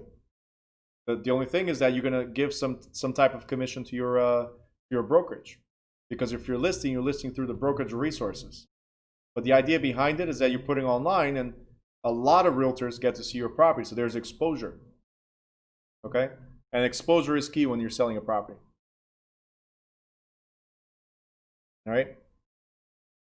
Now, this right here is very important.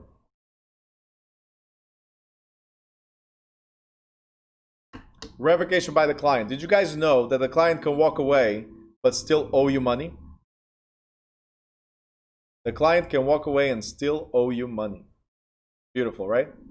So you don't close, but you still get paid. If the broker has not fully performed prior to revocation, the following guidelines apply. Exclusive right to sell. If the property sells during the term of the revoked listing, the client is liable for the commission. If the property does not sell, the client is liable for the actual costs. Exclusive agency. If the property sells during the term of the revoked listing, the client is liable for at least the broker's costs and possibly for commission. If the property does not sell during that term, the client is liable for the broker's costs. In an open listing, if revoked prior to performance, the client is generally not liable for any payment. And that's why a lot of people will go for this one. There's no commitment. And then a lot of agents will not work for you. If you don't commit, I don't commit. Simple. No obligations. Revocation by the broker. If the broker cancels the listing or otherwise defaults, the client may sue the broker for monetary damages. So if I walk away or don't do my job, you can potentially sue me for not working in your best interest during this transaction. So it's either a mutual agreement or I walk away. If it's a mutual agreement, hey, No harm, no foul. If I walk away and it causes you damage, you can sue me. Francielli, yes. If you have an exclusive right to sell and the seller backs out or cancels the listing and then sells to somebody else, yeah, you're getting paid. Whether it's the cost of the listing, if it's after the expiration period, or if it's during the listing period, you might get commission, full commission.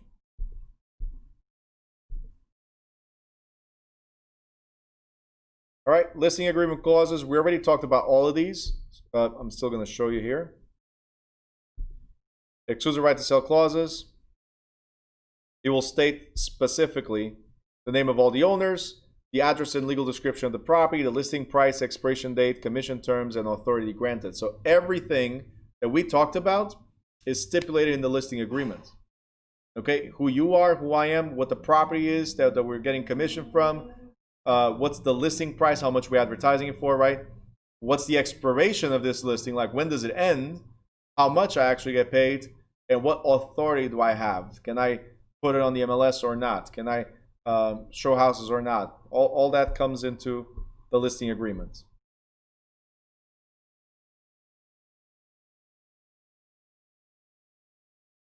Okay, we talked about this. Real property, you guys already know what legal descriptions are. That was chapter 9. Fixtures, this was chapter 3 or 4. Still getting used to the chapters.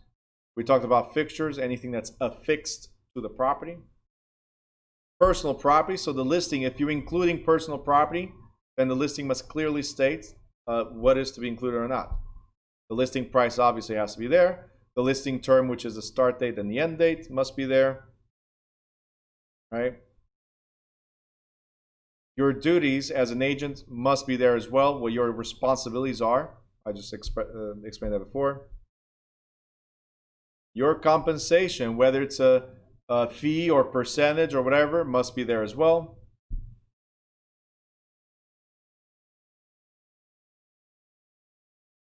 Protection period. There might be a question that calls this a tail period. What does that mean? Is that if it closes, as we were just talking about, if it closes after the expiration, right? There's a protection period. So let's say we put in the contract during the listing, but only close after. Well, it's still our client. We're still protected. We still get paid. Okay.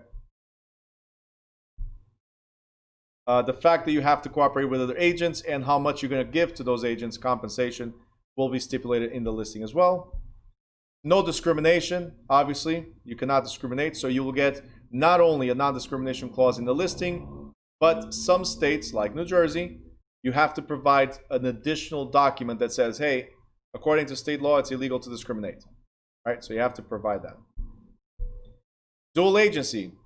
Guys, again, just going fast because you already know all this. Dual agency means we represent both sides, the selling side, the buyer side.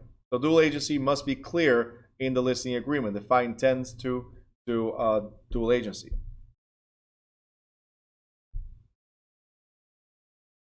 Okay. Seller's representation and promises. I already told you that, especially when the buyer puts an offer and it's accepted, the buyer controls. So the seller cannot sell to anybody else. In this situation, it's the same thing. When we have a listing agreement, exclusive listing agreement, the seller cannot be represented by any other agency. You got it? You're exclusive with me, so you cannot go anywhere else during the listing period, and so on. You agree also as a seller to provide all the information necessary. Any prospects, depending on the agreement, any prospects, you should refer to me without prior direct negotiation, right? Should. You must review the sample offer to purchase and sell contract. So we review, once we put an offer, this are the documents we're going to fill out. And make the property reasonably presentable. A challenge nowadays. Reasonable, presentable, and available for showings during reasonable times upon a notice by the agent. Okay? So nowadays it's become a challenge, especially with a work from home type of scenario. The kids running around, you need to get them out of the house, and you still need to clean the house and make it presentable. Yeah, a little tough. You might actually have to get your spouse to work a little bit too to help you out. Jeffrey, get ready. All right. Next. This is very, very important with every listing. Okay? And there might be a question or two in the state exam regarding seller's property condition disclosure. We already talked about it, I think 4 or 5 chapters ago, where the seller, and we talked again yesterday when I gave you that that video. I put that video for you guys. Terry Watson, Not My Monkey. We also mentioned yesterday. The seller has to make a statement about the condition of the property. The seller must say, roof is 5 years old, or I don't know, or it's 100 years old. I have no idea, whatever. Plumbing, it's all copper, it's all PVC, or I have no idea, right? So they have to fill it out to the best of their ability and the best of their knowledge. Because who knows the house better than the seller, right? Definitely not the realtor. You just got there for listing. So the seller has to tell you everything to the best of their ability. And that's what this is. Okay. Seller's title and deed, it's supposed to be marketable, if you guys remember. It's supposed to be marketable, so clear of any issues. Flood hazard insurance, if the property is in the flood zone, then the listing must state that the property is in the flood zone, and the seller must disclose that the property is in the flood zone. Okay, very, very important. Limitation of liability. There is often a clause requiring the owner to indemnify the broker against liability resulting from casualty, loss, or owner misrepresentation during the listing period. So what we're saying is, I'm doing my job. Seller, if you're not doing your job of telling me all the details about this house, and we engage in a transaction, and I lose my commission because you did not tell me something, then I have the right to sue you. I'm limited. I will not pay for a lawsuit that was caused by you. You understand? So there's a limitation in the listings. Escrow, which will say where the monies go. IRS requirements is just a notice that says any transactions of $10,000 or more must be reported to the IRS. Mediation, attorneys, all that good stuff. Notice to the owner.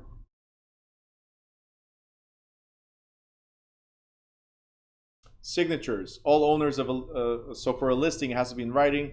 So all owners must sign the listing and indicate the date of signing.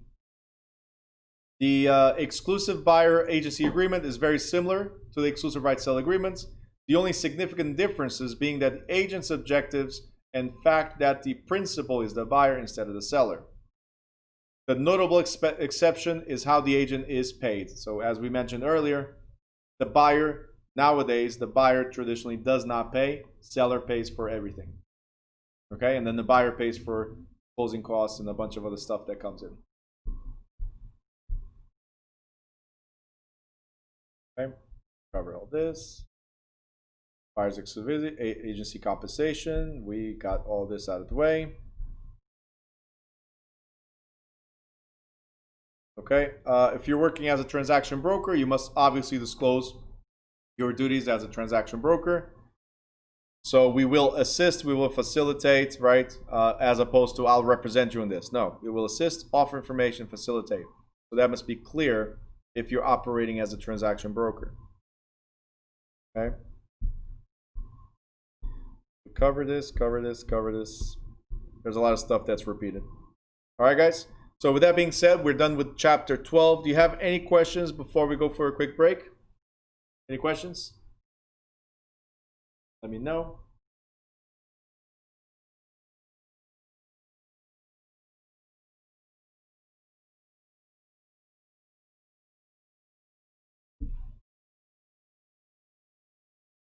All right, I don't see any question marks. So it's 7:42 right now. And there's a question. Always. Drop a question mark. We're going to get back by 7:50, so 8 minutes. Okay, 8 minutes. We'll be back 7:50. Muslima, good? All right, see you in a bit.